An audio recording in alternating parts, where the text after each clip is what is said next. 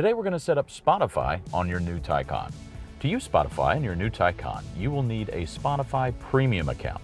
This allows you to log into Spotify in your new Taycan without having your mobile device. To do so, you'll select the media icon.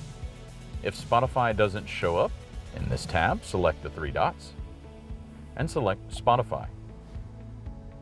Now you'll take your mobile device and turn on the camera, hold it over the QR code and select the link.